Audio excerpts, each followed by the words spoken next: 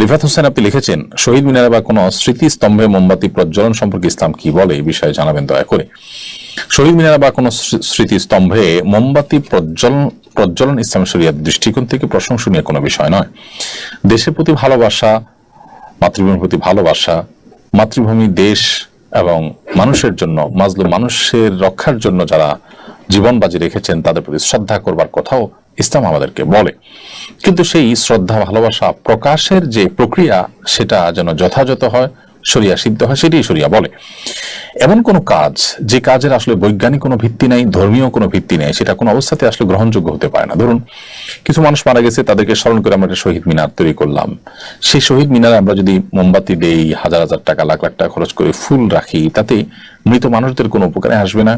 এটি না বৈজ্ঞানিক ভাবে তার কোনো উপকার আসার কোনো সুযোগ আছে, না ধর্মীয় দৃষ্টিকোণ থেকে উপকার আসার সুযোগ আছে। বরং এই টাকা দিয়ে যদি আমি গরিব দুঃখীদেরকে দান করি আর সওয়াবের বিষয়টি আমি তাদের জন্য সওয়াবের নিয়ত করি যে তাদের তরফ থেকে দান করছি, তাহলে ধর্মীয় দৃষ্টিকোণ থেকে এটি তারা আল্লাহর কাছে সওয়াব পাবেন ইনশাআল্লাহ। সেই সাথে তাদের শরণার্থে আমরা যদি গরিব মানুষের জন্য কাজ করি, কোনো কল্যাণমূলক কাজ করি, বা তাদের পরিবারের জন্য আমরা কিছু করতে পারি, সেটাও যৌক্তিক এবং ধর্মীয় দৃষ্টিকোণ থেকে সঠিক। এই জায়গা থেকে এই জাতীয় স্মৃতিস্তম্ভে মোমবাতি জ্বালানো কিংবা ফুল দেওয়া ইসলাম শরিয়ার দৃষ্টিকোণ থেকে অনর্থক কাজ, বরং কোনো কোনো ক্ষেত্রে এটা শিরকের সাথে সাদৃশ্যপূর্ণ। কেউ ওখানে পুজো করতে চায় না, পূজার নিয়ত করে না, সেজন্য এটা হয়তো সরাসরি শিরক হবে না, কিন্তু শিরকের যে আয়োজন, যেখানে মোমবাতি, ফুল এগুলো থাকে, মুশরিকরা, হিন্দুরা, যারা শিরকে লিপ্ত তারা যেরকম করেন, এখানে অনেকটা তার সাথে সাদৃশ্য হয়। তারা প্রতিমার সামনে দেন, এখানে আমরা একটা স্তম্ভ তৈরি করে স্তম্ভের সামনে দিচ্ছি, ব্যাপারটা অনেকটা কাছাকাছি। এই সাদৃশ্য গ্রহণ থেকে আমাদের বিরত থাকা দরকার। এই ব্যাপারে কোনো প্রথিতযশা আলেম সারা বিশ্বব্যাপী কারো কোনো ভিন্ন মত আছে আমার জানা নেই। আমাদের আজকাল জাগতিক অনেক বিষয় আছে যে বিষয়গুলোর ব্যাপারে হালাল হারাম বাজ বিচার করার মতো হিদায়াত জ্ঞান আমাদের আর নেই, হারিয়ে ফেলেছি। আমরা সমাজের মূল স্রোতে গা ভাসিয়ে অনেকেই কিন্তু অনেক গুনাহে লিপ্ত হয়ে যাচ্ছি। ইসলামে দায়ের গুরুত্ব কেমন? বিপদ থেকে বাঁচার জন্য দায় চেষে ফেলা যাবে কিনা? ইসলামে দায়ের গুরুত্ব অপরিসীম। এটিকে ওয়াজিব বলেছেন ফুকাহা একরাম, মেজরিটি ফুকাহা একরামই ওয়াজিব বলেছেন যে ইসলামে একজন পুরুষ, তার জন্য দাড়ি লম্বা করা ওয়াজিব। এক মুষ্টির নিচে দাড়ি কাটা প্রায় সব উলামা একরামের মতই নাজায়েজ এবং গুনাহের কথা ওয়াজিব তরক করা।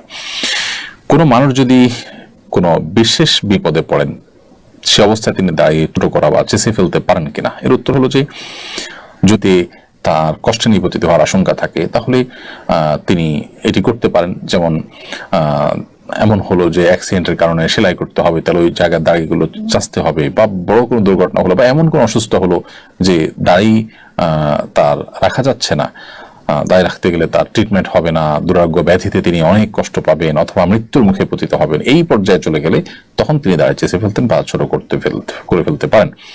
এর বাইরে যদি দাড়ি থাকার কারণে তার মৃত্যুর মুখে পতিত হতে পারেন, ভয়াবহ কোনো বিপদ হতে পারে, জীবন হুমকির মধ্যে হতে পারে, বা আপনার বর্ণনাতীত কষ্ট হবে, এরকম কোনো পরিস্থিতির মধ্যে পড়েন কেউ, তাহলে সেই পরিস্থিতিতে তার জন্য ইসলাম ওয়েব, কাতার ভিত্তিক ফতোয়ার বিশ্ববিখ্যাত ওয়েবসাইট মারকাজুল ফতোয়া ইসলাম ওয়েবে ফুকাহা একরাম, মুফতিগণ লিখেছেন যে এই ক্ষেত্রে তার জন্য দাড়ি চাচা বা ছোট করা জায়েজ হবে, কিন্তু এটা ইন্ডিভিজুয়াল কেস স্টাডি করে মুফতি বলতে পারবেন।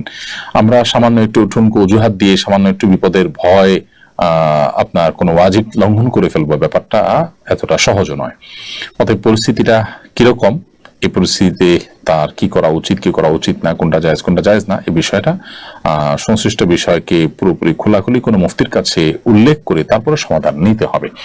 তো খোলাসা কথা হলো যে দুরারোগ্য ব্যাধি থেকে বাঁচার জন্য, মরণ ব্যাধি থেকে রক্ষা পাওয়ার জন্য, বা ট্রিটমেন্টের অংশ হিসাবে যদি কারো দাঁড়ায় চাচতে হয়, কিংবা এমন কোনো বিপদে পড়েন যে বিপদ থেকে দাঁড়ায় চাচা ছাড়া তার বাঁচার উপায় নাই, জীবন রক্ষার প্রশ্ন আসছে, বা এই জাতীয় কোনো জটিলতা তৈরি হয়েছে, তাহলে সেক্ষেত্রে এটি জায়েজ হতে পারে। কিন্তু পুরো বিষয়টা নির্ভর করে যে পরিস্থিতিটা ঠিক কেমন, কোন পর্যায়ে, তার উপরে।